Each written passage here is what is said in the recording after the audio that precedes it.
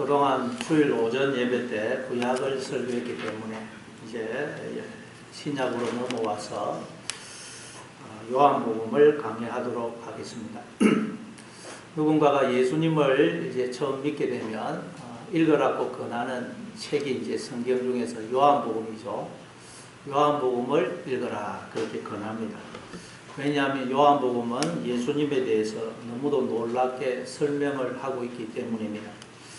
근데 정작 요한복음을 읽어보면 이해하기가 쉽지가 않습니다. 그러니 학자들은 성경 전체에서 제일 어려운 책을 요한복음이라고 이야기합니다. 우리 생각에는 요한계시록이 제일 어려운 책이 아닌가 생각했는데 학자들은 요한복음을 제일 어려운 책으로 꼽습니다. 왜냐하면 요한계시록은 묵시문학으로 상징이나 환상을 통해서 진리를 설명하기 때문에 무슨 의미인지 정확히 몰라도 대충 여기에는 이런 상징적인 의미가 있다 그러고 넘어가면 됩니다. 그러나 요한복음은 그게 아니고 예수님이 실제로 하셨던 말씀, 실제로 행하셨던 표적들, 실제로 예수님에게 일어났던 사건들, 그리고 실제로 있었던 예수님의 십자가 죽으심과 부활을 통해서 진리를 설명하고 있어요. 그런데도 그 내용이 우리 인간의 지혜와 이성으로는 도무지 이해할 수 없고 설명할 수 없는 내용이 너무 많습니다. 그래서 이제 이 신약에 오면 맨 처음에 사복음서가 있죠. 마태복음, 마가복음, 누가복음, 요한복음. 이 사복음서 중에서 마태복음, 마가복음, 누가복음을 공간복음이라고 그러고 요한복음은 그 공간복음에서 빠집니다. 공간복음이라는 말은 공통공자, 관자, 올관자, 공통의 관점, 비슷한 관점에서 예수님을 설명하고 있는 복음서라는 말입니다. 그런데 요한복음은 그 공간복음에서 빠집니다. 왜냐하면 요한복음은 공간복음서와는 관점이 너무 많이 다르기 때문입니다. 공간복음은 예수님에게 일어났던 객관적 사실을 그냥 보고하는 형식으로 기록이 되어 있습니다. 그러나 요한복음은 예수님이 누구신지 그리고 예수님에게 일어났던 그 사건들 행하셨던 표적에 무슨 의미가 있는지를 깊이 음미하면서 그걸 해석을 하고 있습니다. 그래서 우리가 이 사복음서를 보면 마태복음은 예수님을 왕으로 묘사한 왕, 즉 예수님은 왕이시다 하는 관점에서 예수님을 기록하고 있습니다. 그리고 마가복음은 종으로 오신 예수님을 묘사해요. 예수님은 종이시다. 하나님이 우리의 종이 되신다는 걸. 그리고 누가복음은 사람으로 오신 예수님을 묘사합니다. 그러면 요한복음은 예수님을 어떤 분으로 묘사하고 있을까요? 요한복음은 예수님을 어떤 분으로? 예수님은 하나님이시다. 예수님을 하나님이시라는 관점에서 기록을 하고 있습니다. 그래서 이 사복음서를 동물에 비유하면 전에도 말씀드렸죠. 마태복음은 백수의 왕인 사자에 비유할 수 있고 마가복음은 송아지, 소에 비유할 수 있고 누가복음은 사람에 비유할 수 있고 요한복음은 독수리에 비유할 수 있습니다. 이게 요한복음 4장에 나오죠. 요한계시록 4장 6절부터 8절입니다. 요한계시록 4장 6절부터 8절 같이 읽습니다. 시작. 보좌 앞에 수증과 같은 유리바다가 있고 있는데 앞에 눈들이 가득하더라. 그 둘째 생물은 송아지 같고 그 셋째 생물은 얼굴이 사람 같고 생물은 날아가는 독수리 같은데 매 생물은 각각 6 날개를 가졌고 그 안과 주위에는 눈들이 가득하더라. 그들이 밤낮 쉬지 않고 이르기를 거룩하다 거룩하다 거룩하다 주 하나님 곧 전능하신 이여 전에도 계셨고 이제도 계시고 장차 오실 이시라 하고 사도 요한이 보니까 하늘에 펼쳐진 보좌가 있는데 그 보좌 가운데와 그 보좌 주위에 4 생물이 있더라 그래요. 생물 그러니까 우리는 자꾸 짐승으로 이해하기 쉬운데 조온, 헬라어로 조온이란 말로 살아있는 어떤 존재라는 뜻입니다. 살아있는 어떤 존재. 그러니까 이 내생물은 예수님을 가리키면서 예수님 안에 있는 우리를 가리킵니다. 근데 예수님에게는 이런 내 모습이 있더라는 거예요. 따라서 우리도 이 내 모습을 회복을 해야 된다는 거예요. 첫째 모습은 백수의 왕인 사자입니다. 사자. 우리도 사자처럼 아무것도 두려워하지 말고 담대해야 된다는 말씀입니다. 둘째는 송아지입니다. 송아지. 우리도 송아지처럼 겸손히 주님의 뜻에 순종하는 자들이 되어야 된다는 말씀입니다. 셋째는 그 얼굴이 사람 같더라 그러죠. 그 말은 우리는 하나님을 드러내는 하나님의 얼굴이 되어야 됩니다. 우리가 하나님의 얼굴입니다. 넷째는 하늘을 나는 독수리 같더라. 우리도 독수리처럼 되어야 된다는 거예요. 독수리는 저 창공 높은 곳에서 땅 아래를 다 쳐다보죠. 다 쳐다봐요. 우리도 여러분 땅의 시각이 아닌 언제나 하늘의 시각, 하나님의 시각으로 모든 걸 바라봐야 된다는 거예요. 그리고 여러분 독수리는 태풍이 불어도 그 태풍을 타고 바람을 타고 창공을 높이 올라갑니다. 마찬가지로 우리도 마음에 온갖 강풍이 풍랑이 불어도 하나님이 나와 함께 하시기 때문에 이 풍랑이 나를 어떻게 할 수 없다. 이 광풍이, 이 풍랑이 오히려 나를 더 큰 복의 자리, 더 큰 영광의 자리에 세우게 할 것이다 하는 것을 기억함으로 풍랑 이는 바다 위를 걸어가는 자들이 되어야 된다는 말씀입니다. 자, 이처럼 요한복음은 예수님은 하나님이시다 하는 관점에서 예수님을 기록하고 있습니다. 이 요한복음의 저자가 사도 요한인데 사도 요한은 예수님의 12제자 중에서 유일하게 순교당하지 않고 90세 이상까지 살았던 분입니다. 이 요한복음은 AD 90년부터 100년 사이에 기록이 되었어요. 그러니까 요한이 젊었을 때 예수님이 AD 30년경에 돌아갔었지 않습니까?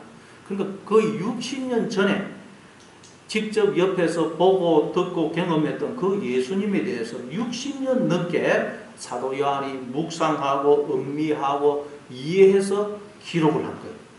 아, 예수님은 이런 분이구나. 그때 그 사건은 이런 의미가 있는 것이구나. 예수님은 하나님이시구나. 하나님이 사람이 되어 보신 분이구나. 그래서 이 요한복음은 공간복음서와는 관점이 많이 다릅니다. 이런 점에서 요한복음은 정말 신비롭고 놀라운 책이에요. 인간의 머리에서는 결코 나올 수가 없는 책이에요. 그래서 이 요한복음이 우리에게 주어져 있다는 사실이 얼마나 놀랍고 감사하고 또 축복인지 몰라요.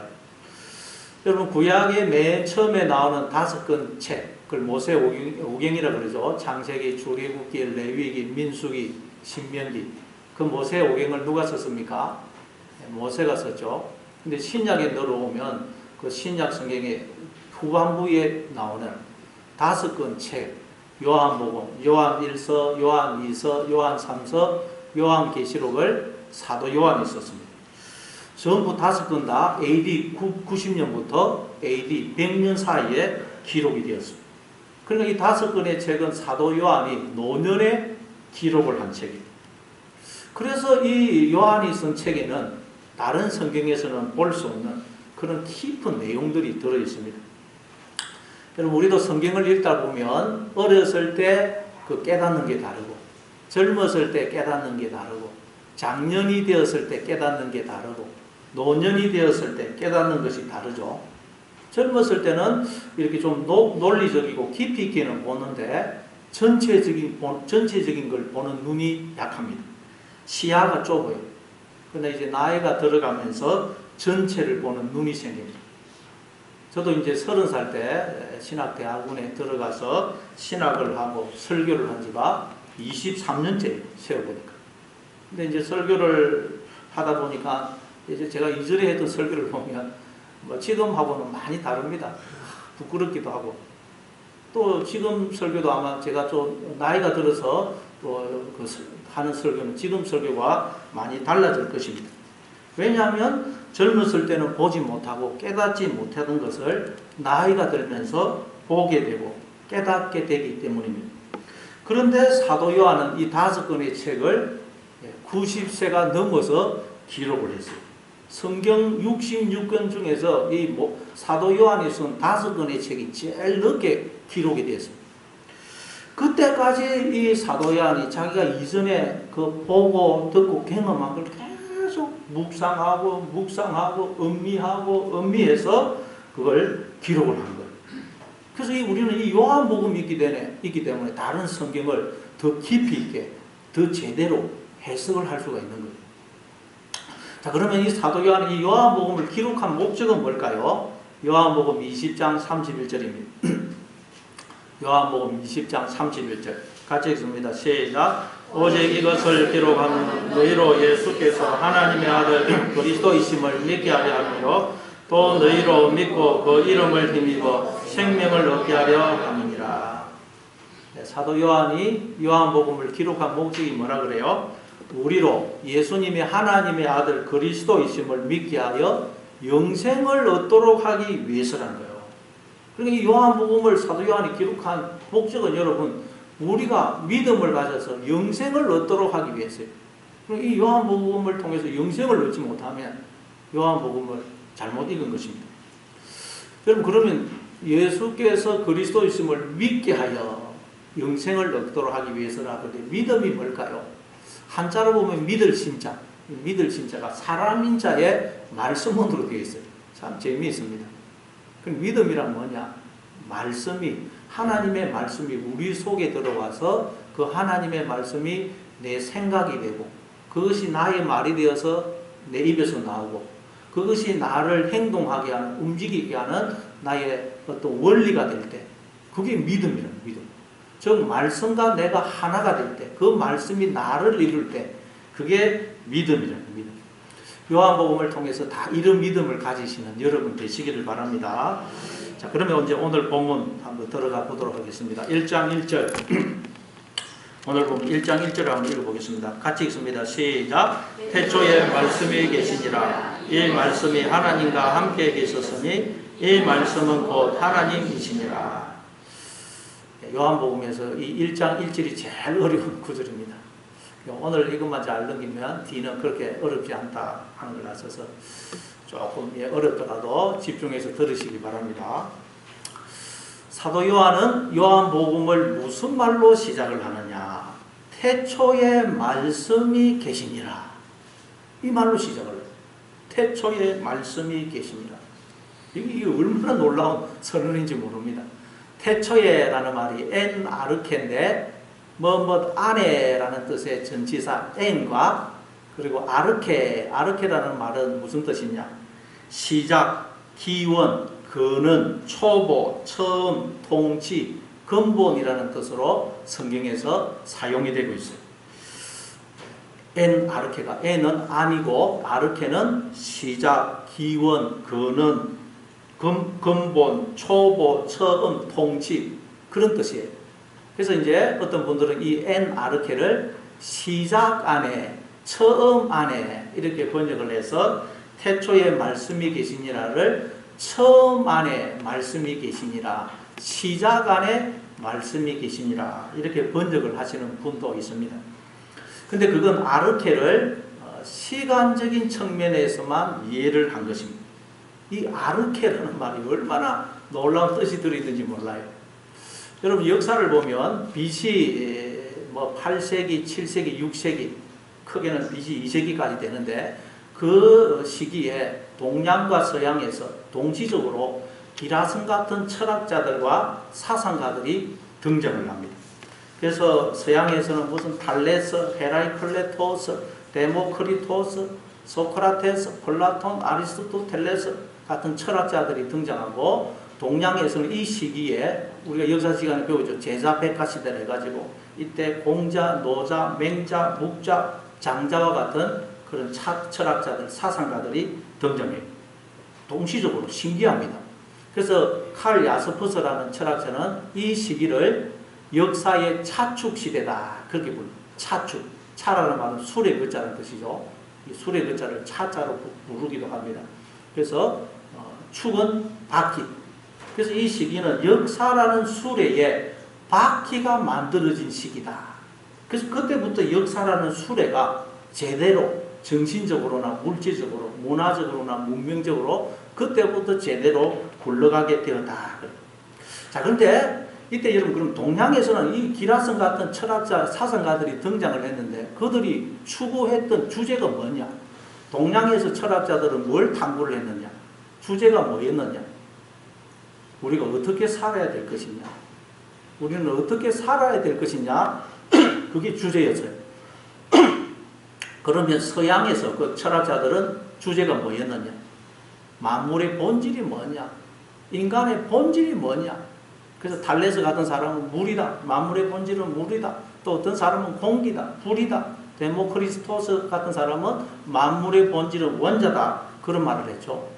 그때 만물의 본질이 뭐냐 할 때 그 본질이 헬라어로 아르케입니다. 아르케.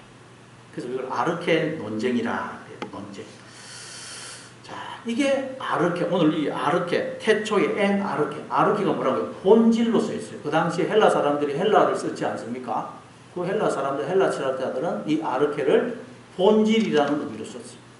자, 그런데 여러분 지난 오후 시간에 제가 말씀드렸던 것처럼 불교에서는 본질이 없다 그러죠. 불교에서는 본질이 없다. 본질이라는 건 없다. 불교에서 가장 중요한 두 가지 교리가 영기사상과 무아사상입니다. 영기라는 말은 영기가 아니고 인연저자에 일어날 기자, 인연생기의 준말이에요. 모든 삼란만상은 어떤 인연에 의해서, 어떤 조건에 의해서 나타난 현상에 불과하다는 거예요. 이것이 있기 때문에 그것이 있고, 이것이 소멸되면 그것도 소멸된다는 거예요. 모든 눈에 보이는 삼란만상은, 현상이나 모든 물질은 어떤 조건, 그 조건이 뭔지는 모르지만 조건에 의해서 나타난 현상에 불과하다. 그래서 거기서 무아사상이 나와요. 이게 영기사상이고 이 영기사상에서 무아사상이 나옵니다. 우리 인간에게는 아가 없다는 거예요. 우리 인간은 스스로 독립적으로 존재하는 게 아니라는 거예요. 우리 인간에게는 나를 나에게끔 해주는, 나를 나로 존재있게 해주는 본질이, 불교에서 그걸 자성이라고 해요. 자성이, 자아가, 기독교에서 말하는 영혼이, 참나가 없다는 거예요. 인간은 그 조건은 뭔지는 모르지만 그 조건에 의해서 나타난 어떤 현상, 그래서 허상에 불과하다. 인간은 본질이 없다 그래요. 허상에 불과하다. 그래서 집착하지 말아라. 그렇게 이야기를 합니다. 그런데 오늘 본문에서 이 사도 요한은 요한복음을 시작을 하면서 인류 역사 내내 인간들이 추구했던, 알려고 했던 그 본질, 불교에서는 그 본질은 없다. 없다. 허상에 불과하다라고 하는 그 본질에 대해서 설명을 하고 있는 거예요.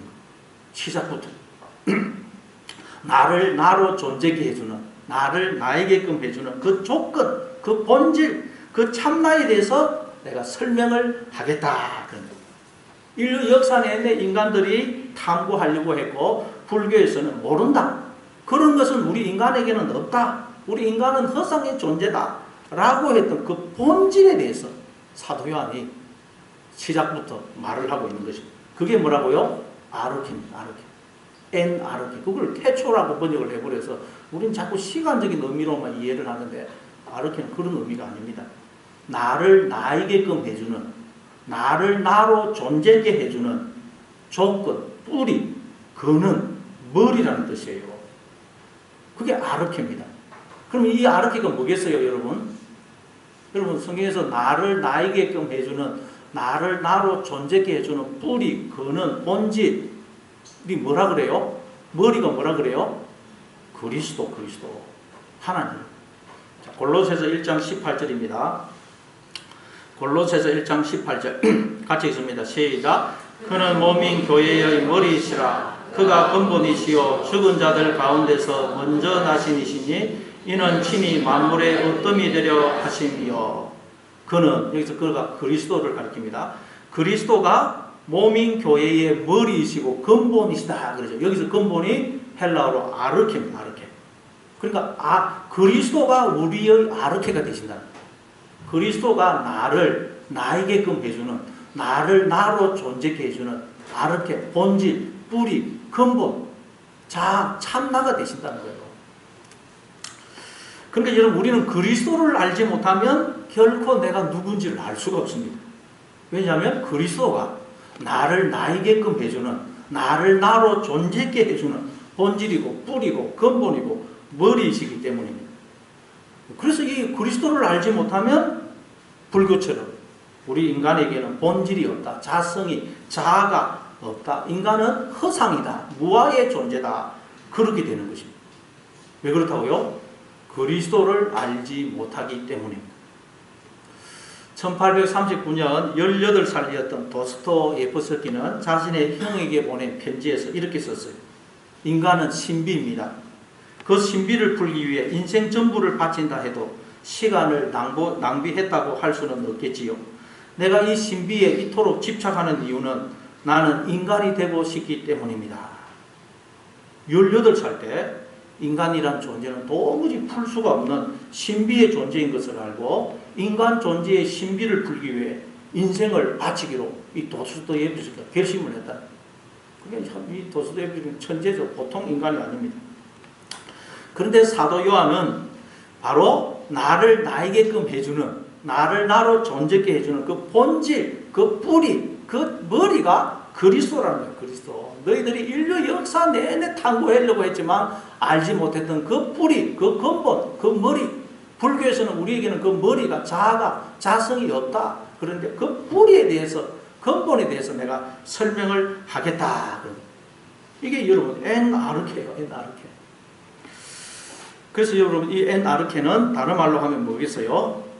그리스도 안에 이렇게 바꿀 수 있어요. 엔아르케, 태초에라는 말은 그리스도 안에라고 바꿀 수 있어요. 근데 이제 아르케를 그냥 시간적인 의미로만 이해를 해가지고 태초에 이렇게 번역을 한 거예요. 자, 여러분 그러면 이제 이 엔아르케가 그리스도 안에라고 번역을 할 수 있습니다. 그리스도 안에. 그럼 그리스도는 무슨 의미라고 그랬죠? 그리스도. 히브리어는 그리스도, 헬라는 메시아. 원래 이 마사흐, 기름을 붓다. 거기에서 나온 마시아, 정확하게 하면 마시아입니다. 거기서 메시아. 기름 부음을 받은 자. 그런 뜻이라고 그랬죠. 그래서 우리가 예수 그리스도 그러면 예수님은 이름이고 그리스도는 직분입니다. 우리가 문재인 대통령 그러면 문재인은 이름이고 그 대통령은 직분이죠. 그게 예수 그리스도. 예수님은 기름 부음을 받은 자. 예수 그리스도. 그 뜻이에요. 기름 부음을 받은 자. 그리고 여러분 이 엔아르케 그리스도 안에 이 말은 무슨 뜻이냐? 우리가 다 그리스도 안에 있거든요. 이 말은 무슨 뜻이냐? 하나님이 당신을 깨뜨려서 기름을, 영을, 말씀을, 생명을 부어서 우리를 지어서 줄 뿐만 아니라 또 하나님이 우리를 지금 품고 계신 상태를 의미해요. 그게 뭐라고요? 그리스도 안에. 그리스도. 하나님이 당신을 깨뜨려 기름을, 영을, 말씀을, 생명을 부어 우리를 지어서 줄 뿐만 아니라 당신을 또 찢어서 우리를 지금 품고 계신, 당신 안에 우리를 품고 계신 상태. 그게 그리스도 안에. 그리스도.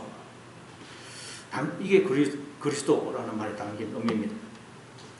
그게 여러분 뭐라고요? 엔아르케. 하나님이 자신을 우리에게 주셔서 우리와 하나가 되어 주신 상태. 그게 엔아르케. 그걸 본질이라고 그래요. 자, 에베소서 5장 25절입니다. 에베소서 5장 25절 같이 읽습니다. 시작.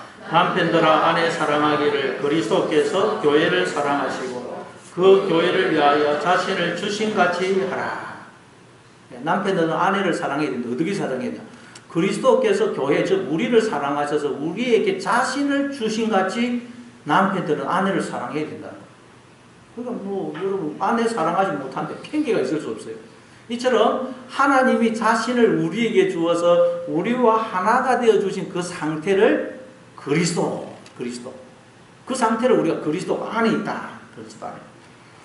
그래서 이제 골로새서 아까 1장 18절에서 그리스도가 뭐가 되신다고요? 아르케가 되신다. 나를 나로 존재케 해주는, 나를 나에게끔 해주는 본질이 되신다. 뿌리가 되시고 머리가 되시고 참나가 되신다. 그래서 이 엔아르케를 좀 더 정확하게 번역하면 그리스도 안 이렇게 번역할 수 있습니다. 그리스도 안. 하나님과 내가 머리와 몸의 관계로 하나 된 상태, 그런 의미입니다. 자, 그런데 이제 오늘 우리 1절 한번 다시 한번 읽어보겠어요. 오늘 보면 1절 같이 있습니다. 시작. 태초에 말씀이 계시니라. 이 말씀이 하나님과 함께 계셨으니 이 말씀은 곧 하나님이시니라. 자, 태초에 아르케 안에 그리스도 안에 즉 나를 나에게끔 해주는 나를 나로 존재하게 해주는 본질 안에 뭐가 있다 그래요? 말씀이 계시더라. 1절이 제일 어렵다고 그랬습니다. 여러분 어렵더라도 이 지금 요한복음에서 1장 1절이 제일 어려워요. 자, 말씀이 계시더라는 거예요. 말씀이 또 헬라어로 로고스입니다. 로고스. 이 로고스가 또 그 당시 헬라 사회에서 얼마나 많은 의미로 사용이 되는지 몰라요. 이 로고스가 말, 생각, 도, 원리, 이유, 원인, 사상, 이성, 정신 등 여러 가지 의미로 사용되었습니다. 그 당시 사람들은 뭔가 정신적이고 고상한 것에는 다 이 로고스라는 단어를 갖다 붙여서 사용을 했습니다. 그래서 얼마나 뜻이 많은지 몰라요. 그런데 사도 요한은 그 당시 헬라 철학자들이 정확한 의미도 모른 채 사용하고 있는 그 로고스라는 단어를 빌어다가 야, 너희들이 제대로 알지도 못하면서 로고스 그러는데 그 로고스가 아르케 안에 들어와 있는 거야. 다시 말해 아르케 안에 나를 나로 존재하게 해주는 나를 나에게끔 해주는 그 본질 안에 참 나 안에 그리스도 안에 말씀이 들어와 계시는 거야. 그런 말이에요.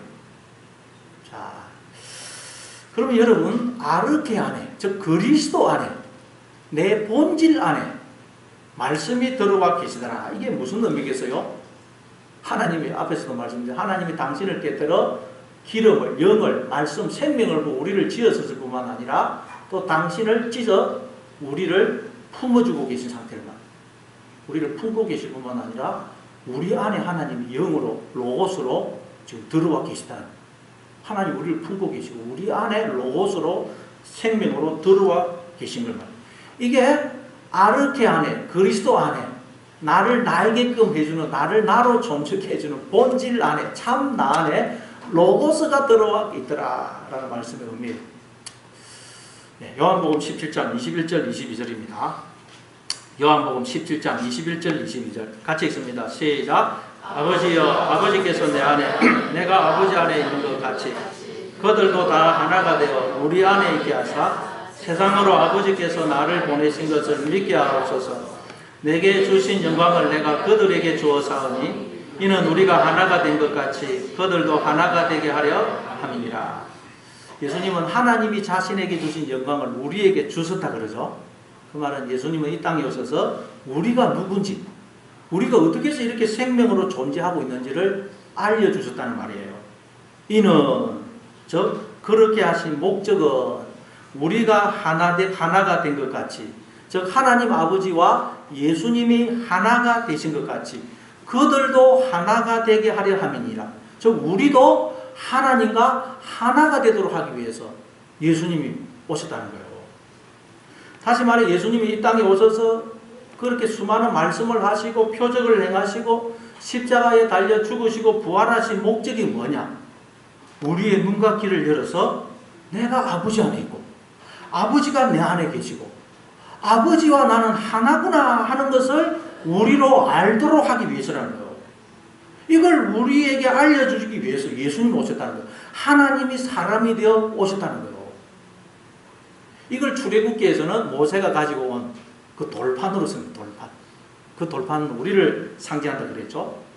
하나님이 말하자면 우리의 그 마음판에 영으로 로고스로 들어서서 돌판에 글자를 새기듯 책에 글자를 기록하듯 하나님이 우리의 마음판에 영으로 로고스로 들어서 하나가 되어주셨다는 하나가. 근데 그 마음판도 우리가 만든 게 아니고 하나님이 자신을 우리에게 주어 하나가 되어주심으로 우리에게 하나님이 마음의 판이 되어주셨다는 거예요. 그래서 여러분 돌판도 원래 하나님이 만들었죠. 그 돌판을 하나님이 만들어 우리에게 준 거예요. 근데 그걸 우리가 깨버린 거예요. 그 돌판이 말하자면 뭐겠어요? 말씀이 기록된 그 돌판이 말하자면 아르케. 우리에게 주어진 마음의 판, 돌판, 마음의 판이 아르케라는 거예요. 하나님이 자신을 우리에게 주어서 우리에게 마음의 판을 형성해 주신 거예요. 우리의 그 근본, 본질이 되어 주신 거예요. 오직 인간에게만 이 마음의 판이 있습니다. 아르케가 있어요. 짐승에게는 아르케가 없습니다. 그리고 하나님이 우리에게 마음의 판을 형성해 주시고는 거기에 로고스로, 말씀으로, 영으로, 생명으로 들어서서 글자를 새기듯, 돌에 글자를 새기듯 우리의 마음판에 로고스로 들어서서 하나가 되어 주신 거예요. 그래서 우리 인간은 이 아르케를 가지고 있기 때문에, 마음의 판을 가지고 있기 때문에 조그마한 아이에게도 말을 하면 그 말이 그 아이 속에 들어가서 마음의 판에 새겨져 가지고 아이가 이제 생각을 하고 말을 토해내게 되는 거예요. 짐승에게는 이 아르케가 없다는 거예요. 마음의 판이 없다는 거예요. 이처럼 하나님이 우리와 하나가 되어 주셔서 아르케, 마음의 판이 되어 주시고 그 우리의 마음의 판에 로고스로 들어와 주심으로 우리가 우리에게 주신 그 로고스에 참여해가지고 이 로고스를 로고스가 여러분의 이성이고 자하고 영혼이에요. 이 로고스를 우리가 마음껏 사용하고 지금 그래서 기뻐하고 절구하고 이렇게 막 살고 있는 거예요. 그런데 인간들이 자기 스스로 로고스가 되고 싶어서 자기 안에 로고스로 들어오신 하나님을 박해하고 조롱하고 옷벗기고 죽이더라는 거예요. 그리고는 원래 자기가 로고스 있냐, 머리 있냐, 주인이 있냐 행세를 하더라고요. 그러나 그건 자기 속에 주어진 로고스를, 생명을 스스로 죽이는 것이요 하나님과 자신을 스스로 단절시키는 행위라는 거예요. 그래서 인간들이 다 하나님과 단절이 되어서 자기 안에 로고스로 들어오신 하나님을 죽였기 때문에 인류 역사 내내 인간들이 내가 누군지, 내가 어떻게 해서 이렇게 생명으로 존재하는지를 모르더라는 거예요. 그래서 인류 역사 내내 인간들이 나의 이 본질이 뭔지, 무엇이 나로 이렇게 존재케 하는지, 나를 나에게끔 해주는 본질이 무엇인지를 탐구를 했지만 알지를 못하고 불교처럼 나를 나에게끔 해주는, 나를 나로 존재케 해주는 그 본질이, 자성이, 참나가 우리에게는 없다? 우리는 허상이다? 그러는 것입니다. 그런데 사도 요한은 그 본질을 설명하는 본질. 자, 그래서 여기서 보면 1절에 보면 이 말씀이 하나님과 함께 계시다. 그래서 함께라는 말이 프로스입니다. 무엇을 향하여. 그러니까 이 말씀이 하나님을 향하여 계시더라. 그리고 계시더라가 에임이라는 동사의 미완료형이 쓰였어요. 미완료형이란 히브리어나 헬라나 다 계속 진행 중인 상태. 그 상태가 계속 진행 중인 상태를 미완료라 그래요. 자, 그러니까 여러분 이 말씀이 하나님을 향하여 계시더라고요. 이 말씀이 하나님을 향하여 계시다. 이게 뭐냐? 자, 여러분, 우리 안에 지금 하나님이 로고스로 들어와 있죠? 그래서 우리가 그 로고스에 참여해가지고 여러분 지금 다 자아가 생겨서, 이성이 생겨서 생각하고 느끼고 말을 하고 있어요.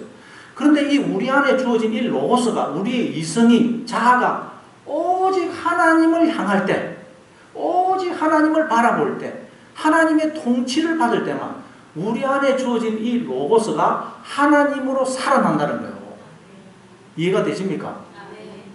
그게 여러분 이 말씀이 하나님과 함께 하나님을 향하여 계셨으니 이 말씀은 하나님이시라.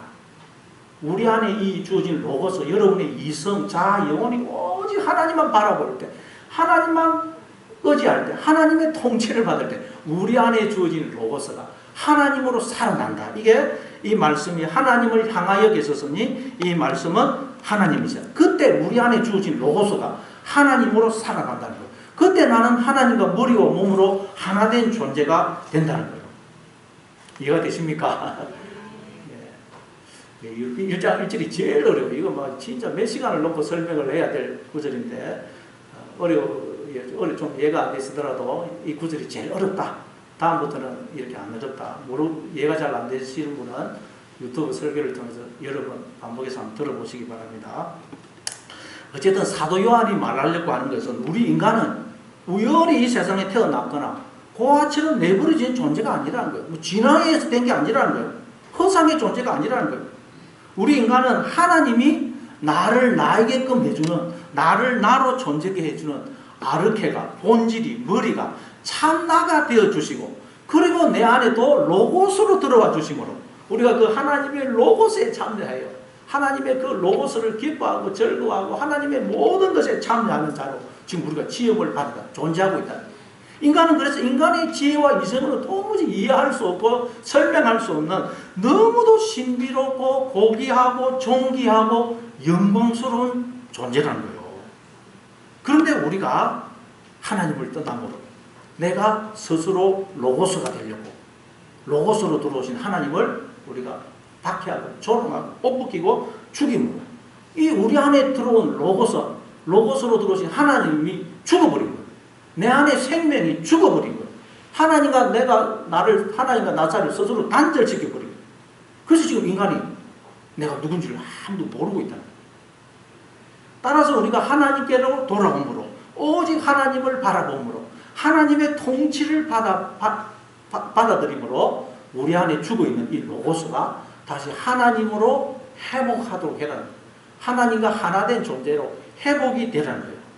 자, 그게 오늘 본문 2절입니다. 2절. 자, 오늘 본문 2절 같이 읽습니다.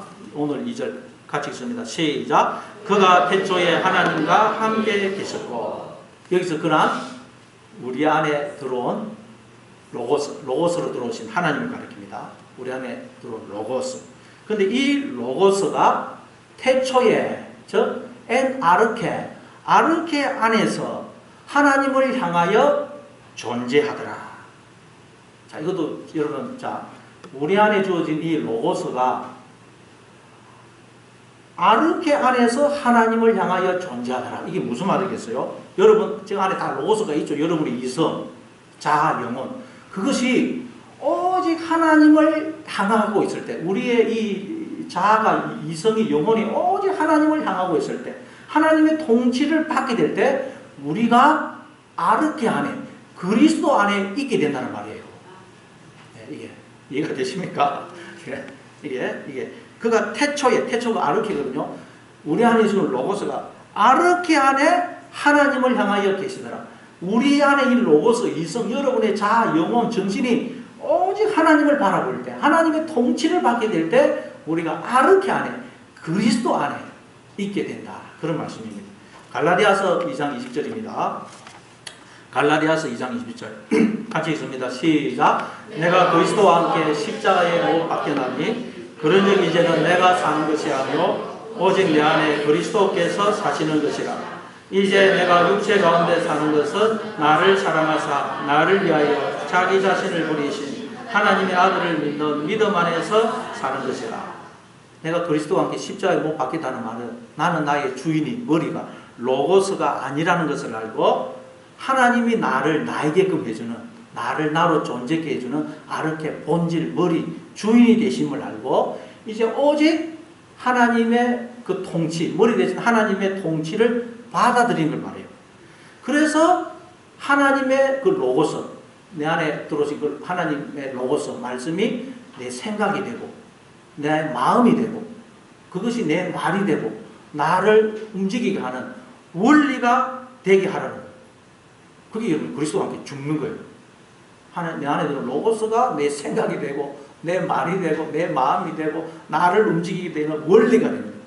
그러면 그게 나는 죽고 내 안에 그리스도가 사시는 거예요. 죽었던 그 로고스가 하나님으로 다시 살아난다는 말이에요. 여러분 안에 죽었던 로고스, 지금 여러분 안에 있는 로고스가 죽어 있는 거예요. 그런데 우리가 오직 하나님의 통치를 받아들이게 되면 죽었던 로고스가 살아나는 거예요. 그게 여러분 나는 죽고 내 안에 그리스도가 사신다는 거예요. 그때 여러분 내 안에 주어진 이 로고스가 하나님으로 회복이 되고 우리는 하나님과 머리와 몸으로 하나된 존재가 되는 거예요. 자, 요한복음 10장 34절부터 36절입니다. 요한복음 10장 34절부터 36절 같이 읽습니다. 시작. 예수께서 이르시되 너희 율법에 기록된 바 내가 너희를 신이라 하였노라 하지 아니하였느냐. 성경은 폐하지 못하나니 하나님의 말씀을 받은 사람들을 신이라 하였거늘 하물며 아버지께서 거룩하게 하사 세상에 보내신 자가 나는 하나님의 아들이라 하는 것으로 너희가 어찌 신성 모독이라 하느냐. 예수님이 이 땅에 오셔가지고 내가 하나님의 아들이다 하는 사람들이 아니 우리가 똑같이 생긴 인간인 주제에 쥐가 하나님의 아들이 저놈 미친놈 아니가? 저놈 하나님의 이름을 모독하고 있다. 그래요. 그래서 예수님이 시편 82편 6절 말씀을 인용하면서 야 성경에도 보면 하나님의 말씀을 받은 자들을 신이라고 엘로힘이라고 하지 않느냐. 그런데 하물며 아버지에 의해서 거룩하게 되고 보냄을 받은 내가 하나님의 아들이라 한다고 어떻게 신선 모독이라고 그러느냐. 너희는 지금 성경을 모르고 있기 때문에 그런 말을 하는 거야. 성경을 모르고 있기 때문에 너희는 지금 너희들이 누구인지 어떤 존재인지를 모르고 있는 거야. 그 말씀이에요. 여기서 여러분 신이라는 말이 엘로힘입니다. 엘로힘. 이 엘로힘이라는 단어는 굉장히 특이한 단어라고 그랬죠. 이 엘로힘이라는 단어는 모양은 복수형이에요. 복수형. 엘로힘. 근데 이 단어가 사용이 될 때는 단수로 사용이 돼요. 단수로. 신기합니다. 그래서 창세기 1장 1절에 보면 태초에 하나님이 천지를 창조하시니라. 하나님의 엘로힘이에요. 그리고 창조하다, 바라. 자, 여러분 히브리어에서는 항상 이 주어와 동사의 격을 일치시킨다 그랬죠. 주어가 1인칭이면 동사도 1인칭. 주어가 남자면 동사도 남성인 동사. 주어가 여자면 동사도 여성인 동사. 주어가 단수면 동사도 단수. 주어가 복수면 동사도 복수. 근데 주어는 엘로힘 복수예요. 근데 동사 바라 창조하다는 3인칭 남성 단수예요. 격이 안 맞아요. 그래서 도대체 왜 이러느냐. 히브리는 철저하게 격을 맞추는데 왜 이러느냐. 학자들 사이에 논쟁이 많습니다. 왜 그렇다고요? 이 엘로힘은 하나님과 우리가 머리와 몸으로 하나 된 상태를 가리켜요. 여러분 머리하고 몸이 하나 되면 한 사람입니까? 두 사람입니까? 한 사람이죠. 그래서 하나님과 우리가 머리와 몸으로 하나 된 상태이기 때문에 그걸 여러분 엘로힘이라고 그러고 그게 형태는 복수인데 쓰이기는 단수로 쓰였어요. 단수. 그래서 여러분 우리가 하나님의 말씀을 받게 되면 하나님이 우리 안에 로고스로 들어와서 우리가 그 로고스가 이 로고스가 내 생각이 되고 내 마음이 되고 내 말이 되고 나를 움직이는 원리가 되면 우리가 뭐가 된다고요? 엘로힘이 된다. 엘로힘. 우리가 엘로힘이 된다는 거예요. 성경이 이야기하고 있잖아요. 여러분 제 말이 아니고. 그러니까 하나님이 우리를 지으신 목적이 뭐라는 거예요? 우리와 결혼해서 우리와 하나가 되어서 영원히 사시기 위해서라는 거예요. 이게 하나님 우리를 지으신 목적이야. 우리와 결혼해서 우리와 하나 되어서 우리로 하여금 하나님의 모든 것에 참여하는 자로 만들어서 영원히 함께 사시기 위해서라는 거예요. 그게 3절입니다. 오늘 보면 3절. 자, 오늘 보면 3절 같이 읽습니다. 시작. 만물이 그로 말미암아 지은 바 되었으니 지은 것이 하나도 그가 없이는 된 것이 없느니라. 만물, 파스, 헬라로 파스인데 자연 만물도 가리키지만 궁극적으로는 우리를 가리켜요. 자, 우리 안에는 하나님이 우리의 본질이 되어 주실 뿐만 아니라 또 하나님이 우리 안에 로고스로 들어와 주심으로 우리 안에 하나님의 생명, 지혜, 능력, 종기, 권세, 재능은사 모든 것이 주어져 있죠. 하나님의 모든 것이 주어져 있는 이 나라는 존재를 성경은 파스, 만물이라고 해요. 만물. 그러니까 만물이 그로 말미암아 지은 바 되었다는 것은 우리는 하나님에 의해서 지음을 받았다는 거예요. 하나님에 의해서. 오직 하나님에 의해서. 하나님이 당신을 깨뜨려서 물과 피를 부어주시고 당신을 찢어 우리를 품어주심으로 우리가 이렇게 존재하고 있다는 거예요. 예. 따라서 우리가 이렇게 생명으로 존재한다는 말은 하나님이 나와 하나가 되어주셔서 영원토록 나와 함께 하실 뿐만 아니라 당신의 전부를 주시는 사랑을 베풀어 주고 계시고 나를 당신처럼 나를 사랑하시고 나를 눈동자처럼 지키시고 나를 가장 복된 길로 인도하시는 그런 삶을 우리가 살고 있다는 거예요. 로마서 8장 35절입니다. 로마서 8장 35절 같이 읽습니다. 시작. 누가 우리를 그리스도의 사랑에서 끊으리요 환난이나 공고나 박해나 기근이나 저신이나 위험이나 칼이라. 이 세상 그 어떤 것도 그 누구도 우리를 그리스도의 사랑에서 끊을 수 없다는 거예요. 하나님과 하나 된 나를 하나님에게서 분리시킬 수가 없다는 거예요. 우리는 그런 존재라. 그런데 우리가 내 안에 들어오신 로고스를 죽여버렸기 때문에 하나님과 우리가 단절되어 있다. 단절. 그래서 우리가 이제 하나님을 바라보기만 하면 하나님께 나오기만 하면 하나님의 통치를 받아들이기만 하면 우리 안에 로고스가 하나님으로 살아나서 우리가 하나님과 하나 된 엘로힘의 존재가 돼요. 엘로힘. 네. 요즘은 여러분 다 기차가 KTX를 타지만 이전에는 기차가 새마을호도 있었고 무궁화호도 있었고 비둘기호도 있었죠. 저는 고등학교 때도 그렇고 대학교 때도 1학년 때, 2학년 때 비둘기호를 타고 통학을 했어요. 근데 여기에 딱 가보면 여러분 기차가 들어올 때 새마을호가 들어온다. 그럼 그거 타는 사람들은 옷도 보면 대부분 좋은 옷을 입고 가방도 좋은 가방 가지고 천천히 걸어가요. 근데 비둘기호가 들어왔다. 그럼 뭐 그 가는 사람들 옷도 보면 별로 안 좋고 뭐 짐을 막 들고 머리에 미고 전부 다 뛰어갑니다. 왜 그럴까요? 그 새마을호 타는 사람은 자기 좌석이 다 정해져 있어요. 좌석이. 늦게 가도 자기 자리가 있습니다. 그래서 그 자기 자리는 못 타요. 근데 비둘기호 타는 사람은 그 좌석이 없어요. 먼저 타는 사람이 임자입니다. 전부 다 달려가요. 그냥 자리 차지하려고. 여러분, 그런데 우리는 어떤 자들이냐면 좌석이 다 정해져 있는 사람입니다. 인생의 미래가 보장된 사람이라는 거예요. 모든 것이 합력하여 선을 이루는 그런 삶을 살고 있다는 거예요. 그래서 우리는 여러분 무슨 일이 일어나도 뭐 초조해하거나 서두를 필요가 없다는 거예요. 이게 우리의 존재고 우리의 인생이다, 인생. 그런데 우리가 자꾸 내가 나의 머리가 로고스가 되므로 내 안에 로고스를 들어서 하나님이 죽어버려가지고 하나님과 단절돼버렸다. 그러니 이제는 오직 하나님을 바라보므로 하나님의 통치를 받아들이므로 너희 안에 주신 그 로고스, 죽어버린 로고스가 다시 하나님으로 회복이 되어서 하나님과 하나된 존재 엘로힘으로 살아가라. 이 말씀이에요. 늘 하나님을 바라보고 하나님의 통치를 받아들이심으로 여러분 안에 그 죽어있는 로고스가 다시 하나님으로 살아가서 하나님과 하나된 엘로힘으로 살아가시는 여러분 다 되시기를 바랍니다.